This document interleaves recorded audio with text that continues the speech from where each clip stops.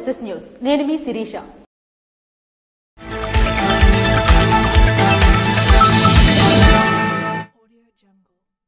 ప్రపంచ రక్తదాతల దినోత్సవంలో భాగంగా జేసీఐ ఇచ్చాపురం ఆధ్వర్యంలో రక్తదాన శిబిరం నిర్వహించారు.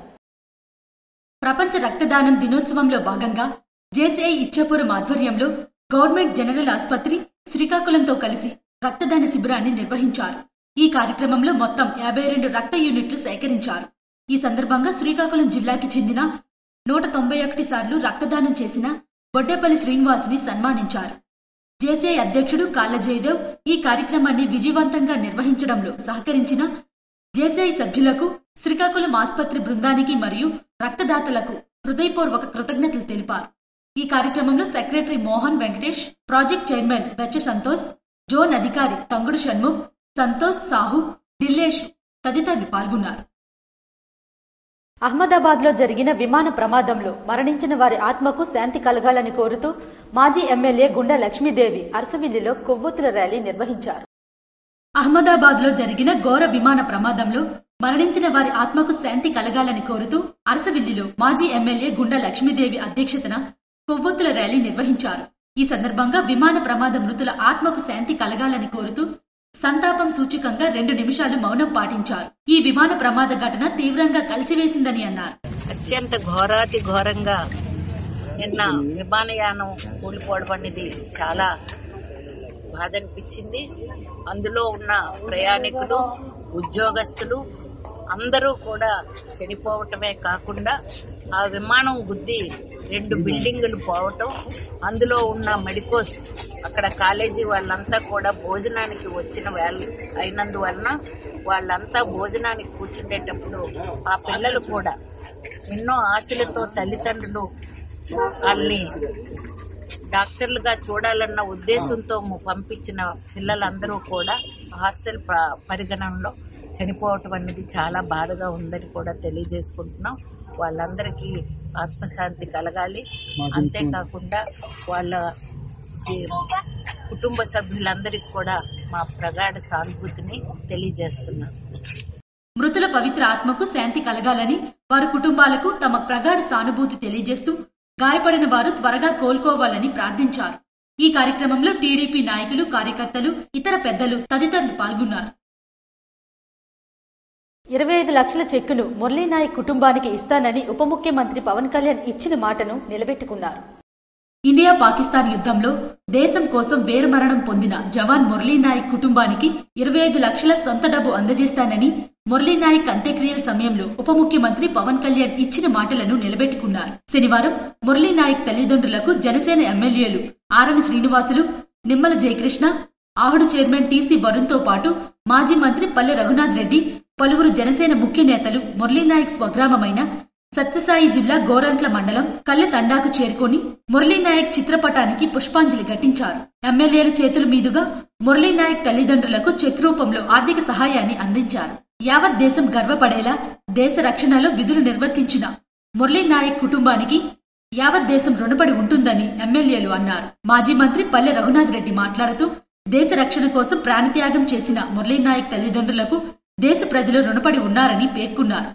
కన్న కుమారుడు దేశం కోసం ప్రాణాలు అర్పించడంతో మురళీనాయక్ తల్లిదండ్రులు ఎలాంటి సహనం కోల్పోకుండా ఎంతో ధైర్యంతో సమాజానికి స్ఫూర్తిగా నిలిచారని, ఎన్ని జన్మలెత్తినా ఆ తల్లిదండ్రుల రుణం తీర్చుకోలేనిదని అన్నారు. దేశ, రాష్ట్ర ప్రభుత్వాలు ఆ కుటుంబానికి అండగా ఉంటాయని హామీ ఇచ్చారు.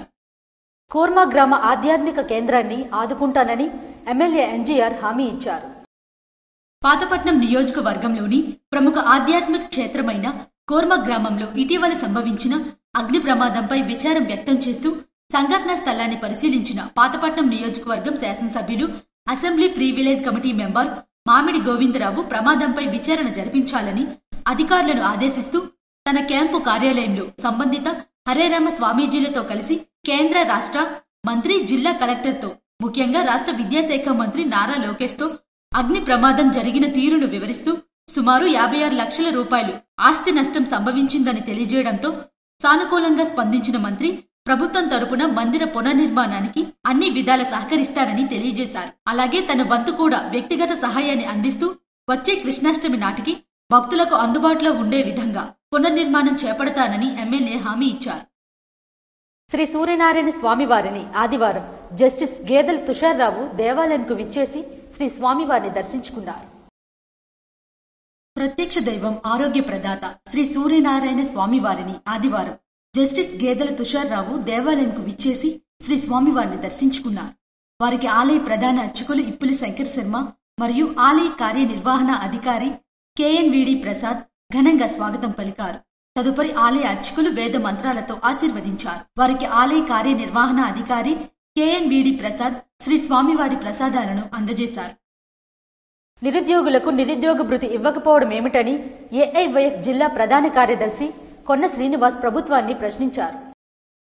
కూటమి ప్రభుత్వం ఎన్నికల హామీ ప్రచార కార్యక్రమంలో భాగంగా రాష్ట్రంలో అనేక మంది నిరుద్యోగులు ఉన్నారని, ఆ నిరుద్యోగులకు ప్రతి నెల నిరుద్యోగ భృతి 3,000 రూపాయలు ఇస్తామని హామీ ఇచ్చిన నేపథ్యంలో ఇంతవరకు ఏ నిరుద్యోగికి కూడా నిరుద్యోగ భృతి ఇవ్వకపోవడం ఏమిటని AIYF రాష్ట్ర అధ్యక్షులు మొజ్జాడ యుగంధర్, AIYF జిల్లా ప్రధాన కార్యదర్శి కొన్న శ్రీనివాసులు ప్రభుత్వాన్ని ప్రశ్నించారు. ఈ సందర్భంగా శనివారం స్థానిక క్రాంతి భవన్లో పత్రికా సమావేశం ఏర్పాటు చేశారు. అనంతరం వారు మాట్లాడుతూ రాష్ట్రంలో నిరుద్యోగ యువతకు నెలకు 3,000 రూపాయల చొప్పున నిరుద్యోగ భృతి చెల్లిస్తామని చెప్పిన ముఖ్యమంత్రి నారా చంద్రబాబు నాయుడు మాట ఇచ్చి మాయ చేశాడని అన్నారు. నిరుద్యోగ యువకుల ఓట్లతో అధికారం చేజెక్కించుకున్న కూటమి ప్రభుత్వం నిరుద్యోగుల ఆశల మీద నీళ్లు చల్లారని అన్నారు. ప్రభుత్వం ఏర్పడి ఏడాది కాలం గడుస్తున్న నేపథ్యంలో సంబరాలు చేసుకుంటున్న కూటమి ప్రభుత్వం ఏమి సాధించారో చెప్పి సంబరాలు చేసుకోవాలని అన్నారు. అధికారంలోకి వచ్చి ఏడాది కావస్తున్నా నిరుద్యోగులు ఊసే ప్రభుత్వం ఎత్తని పరిస్థితి ఉందని, రాష్ట్రంలో 18 నుండి 50 సంవత్సరాల మధ్య వయసు వారిలో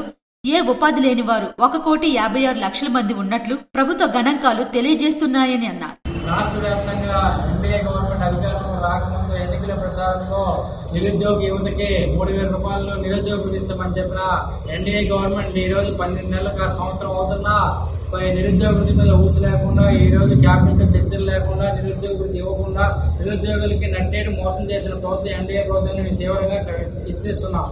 అదే తరుణంలో కూడా ఈ రాష్ట్ర వ్యాప్తంగా ఈ నెల 15 నుంచి వచ్చే నెల 16వ తేదీ వరకు నిరుద్యోగ భృతి దగ్గర నిరుద్యోగ భృతి కోసం అప్లికేషన్ల సేకరణ, సంతకాల సేకరణతో విడతలుగాను నిరుద్యోగ భృతిలో ఎంతమంది ఉన్నారు ఈ రాష్ట్రంలో కూడా ఎంతమంది నిరుద్యోగ భృతి వెళ్ళట్లేదని కూడా దాన్ని కూడా మేము సర్వే చేసి ఈరోజు రాష్ట్ర ప్రభుత్వం మీద తీవ్ర ఒత్తిడి చేసి నిరుద్యోగులందరూ కూడా నిరుద్యోగ భృతి ఇచ్చే విధంగా కూడా ప్రయత్నం చేస్తున్న అఖిల భారతీయ యువజన సమైక్య ఆధ్వర్యంలో రేపటి నుంచి 16వ తేదీ నుంచి జరిగే సంతకాల సేకరణలో పెద్ద ఎత్తున రాష్ట్ర వ్యాప్తంగా అన్ని జిల్లా కేంద్ర మండల కేంద్రాల్లో నిరుద్యోగుల సంతకాల సేకరణ చేపట్టిన తర్వాత ఆ తర్వాత కలెక్టరేట్ల దగ్గర సామూహిక నిరాహార దీక్షలు, అలాగే కలెక్టరేట్ ముట్టలకు కూడా రానున్న రోజుల్లో పిలిపిస్తాము అని చెప్పి మేము కోరుతున్నాం. ఇంతమంది నిరుద్యోగులు ఉన్న రాష్ట్రంలో నిరుద్యోగులకు ఉపాధి అవకాశాలు కల్పించవలసిన పరిస్థితి రాష్ట్ర ప్రభుత్వానికి ఉందని అన్నారు.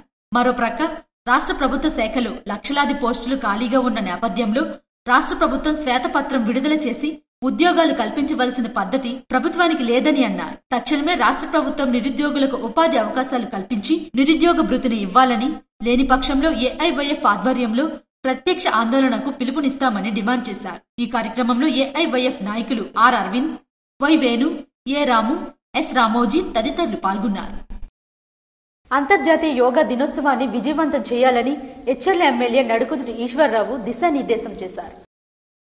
ఈ నెల 21వ తేదీన విశాఖపట్నంలో ప్రధానమంత్రి నరేంద్ర మోడీ, సీఎం చంద్రబాబు నాయుడు ఆధ్వర్యంలో జరగనున్న అంతర్జాతీయ యోగా దినోత్సవాన్ని విజయవంతం చేయాలని హెచ్ఎల్ శాసనసభ్యులు నడుకుదుటి ఈశ్వర్రావు దిశానిర్దేశం చేశారు. విశాఖ యోగా సంగమానికి సంబంధించి లావేరి మండలంలో నిర్వహించిన సన్నాహక సమీక్ష సమావేశంలో వారు మాట్లాడారు.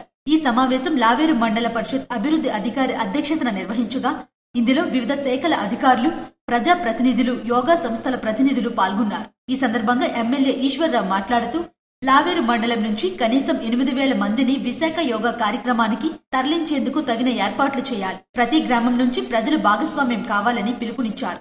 సమావేశంలో అధికారులు, స్థానిక నాయకులు పాల్గొని తమ సూచనలు, సన్నాహక చర్యల వివరాలు వెల్లడించారు.